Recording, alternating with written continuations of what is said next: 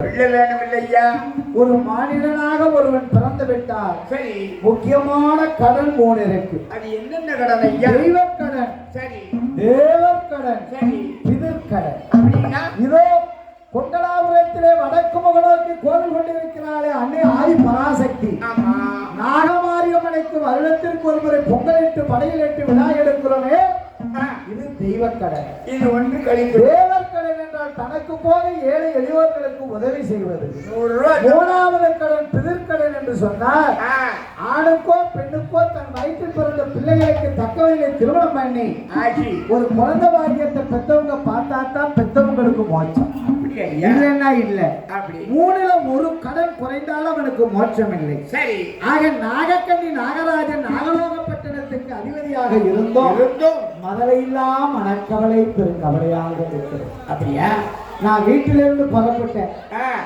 அம்மா கொங்கலாபுரத்துக்கு வில்லுப்பாட்டுக்கு போறேனே, ஆமா, பேயாத மழை பெருமழையா இருக்க அங்கங்க இருந்து ஆட்களை வேற வர சொல்லிட்டேன். சரி, அட்வான்ஸ் கொடுத்தவங்க ஊருக்கு போன உடனே ஐயா மழை பெய்யுதுன்னு திருப்பி அனுப்பிட்டா காருக்கு பெட்ரோலுக்கு என்ன செய்யறது? சரி, அம்மா நான் போன காரியம் எப்படி நடந்துருமான்னு கேட்டேன். சரி, பெரம்பை எடுத்து முதுகுல டமார்னு அடிச்சுட்டான். ஏண்டா என்ன என் பிள்ளைகளை நீ என்ன நினைச்சேன்? வந்தவரை வாழ வைக்கக்கூடிய ஊர் கொங்கலாபுரத்துல இருந்து நான் சொன்னா வந்தோரையெல்லாம் இந்த ஊர்ல வாழ வைக்க பிறந்த ஊர் மக்கள். சரி, உனக்கு வில்லுப்பாட்டுக்கு ரூபா கொடுக்காம திருப்பி அனுப்புவாங்களா? நீ கவலைப்படாம போடா அப்படின்னு சொல்லி வழி அனுப்பி வச்சாலே. ஆமா, நான் இங்க வந்து பார்த்தா ஐயா தர்மகர்த்தா சொன்னாரு, சரி, இந்த மேடையிலே வச்சு வில்லுப்பாட்டு படிச்சு அப்பதான் எனக்கு மனசு கொடுத்தது. சரி, ஏன்னா எவ்வளவோ ஊர்ல இப்படி நடந்திருக்கு. ஆமா, வில்லுப்பாட்டு ஐயா ஐயா மழை பெஞ்சிருச்சு போயிட்டு நாளைக்கு வாங்க, இல்லைன்னா அடுத்த வருஷம் பார்ப்போம் அப்படின்ட்டா சம்பளம் கொடுக்கணுமே, கட்டாயம் கொடுக்கணும். அதுக்கெல்லாம் நான் ஊர்ல இருந்து பெறப்படும் போதே ஒரு பிரசன்னம் பார்ப்பேன். சரி, அப்ப நாகமாரியம்மா கொடுத்த வாக்கை காப்பாத்த இந்த பேயாத பெருமலையில மக்கள் இங்க குழுவி இருக்கிறார். சரி, ஆனா அந்த அம்மா மேல வைத்திருக்கிற ஒரு பற்று பாகம் அப்படி. நாகராஜன் நாககன்னிக்கு குழந்தை இல்லை என்று மட்டில போட்ட சாதம் வாங்கி உண்ண பிள்ளை இல்லை ஒட்டில போட்டாட்ட சாராட்ட குழந்தை இல்லை கறிக்கரைக்கும் தேங்காய வாங்கி உண்ண குழந்தை இல்லை தூர பயணம் போனமான தொடர்ந்து வர பிள்ளை இல்லை அப்பா அம்மா என்ன அருமையோட குழந்தை இல்லை நிறைகுணத்து தண்ணீர் இந்த நம்ம குழந்தை இல்லை பிள்ளையெல்லாம் மனக்கவலை அதே வந்து மாட்டுலையா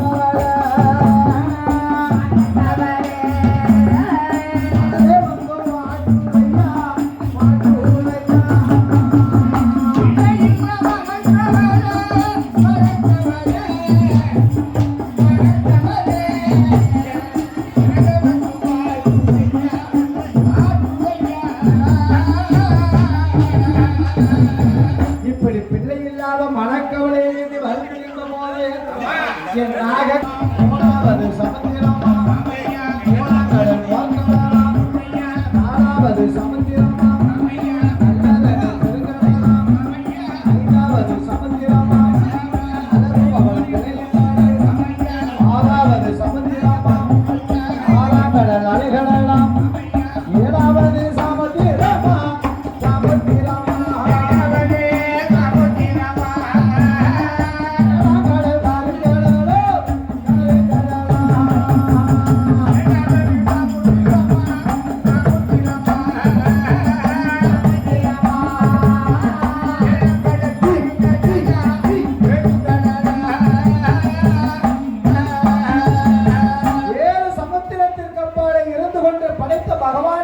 கடந்த வசி இருந்தார் கண்டிப்பாக நமக்கு குழந்தை பாக்கியம் கிடைக்கும். அப்படியாக சீக்கிரமாக வாங்கய்யா, தடை செய்வோம். இந்த வருஷம் தான் இந்த மழைக்கு கஷ்டப்படுறோம். அடுத்த வருஷம் பார்த்தா இந்த இடத்துல பெரிய கொட்டாரம் வந்துடும். அந்த மண்டபத்துக்குள்ளே படிக்க வேண்டியது வரும். நான் சொன்னது அம்மா சொல்றான். அப்படியா? ஆக பகவானுடைய கிருபையினால ஆமையா. அந்த கைலாய சிவபெருமானை நோக்கி நாககண்ணி நாகராஜன் எப்படி தவம் இருக்கா தெரியுமா? சொல்லையா. ஓம நல்ல கொடிய வெட்டி ஆம நல்ல பலக போட்டு ஆம நல்ல பலக மேல 60 அடி கம்போ நட்டு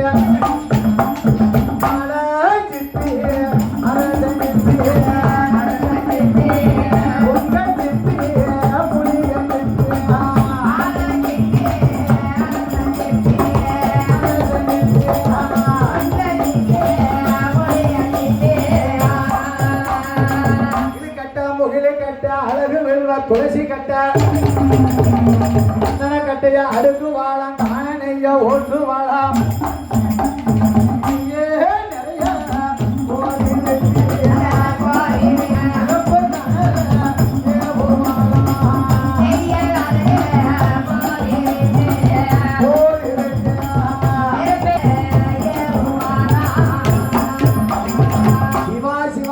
சிவகோஷமிட்ட போது கைலாயத்தில் உள்ள சிவபெருமான் பார்த்து ஆக நம்மை நோக்கி தவம் இருக்காள் இந்த நாககண்ணி நாகராஜன் இவருக்கு வரம் கொடுக்கணும் என்று சொல்லி அந்த கைலாயத்திலிருந்து சிவபெருமான் எப்படி வாரா தெரியுமா?